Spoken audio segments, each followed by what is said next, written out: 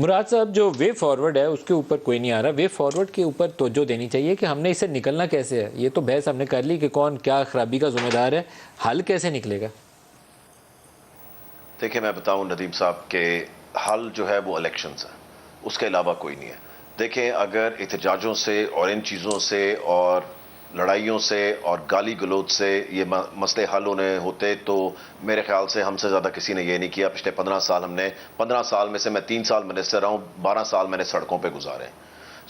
میں آپ کو یہ بتا دوں کہ جو مسئلے کا حل ہے وہ ٹیبل پہ بیٹھ کے حل کرنا ہے, اور وہ انہی لوگوں سے کرنا ہے جو پاکستان کی پالیٹکس کے اندر ہیں.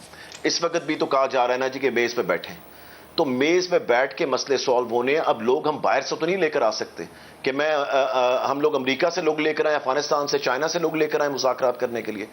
جو لوگ اس وقت پاکستان کی پالیٹکس میں ہیں انہی کے ساتھ بیٹھنا ہے اور حل نکالنا ہے.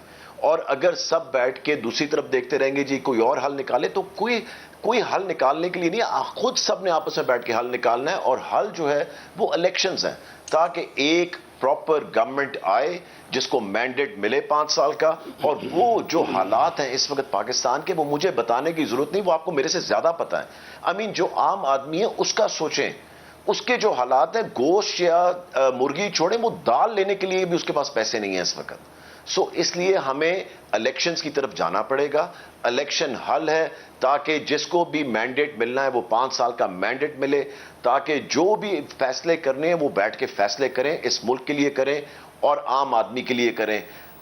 جو اوپر بیٹھے ہوئے ہیں وہ سب مزے کر رہے ہیں, جو عام آدمی ہے وہ ہمیشہ کی طرح خراب ہو رہا ہے اور ہمیشہ کی طرح اس اذیت کے اندر ہے اس وقت. ہمیں عام آدمی کا سوچنا پڑے گا, اپنے ملک کا سوچنا پڑے گا.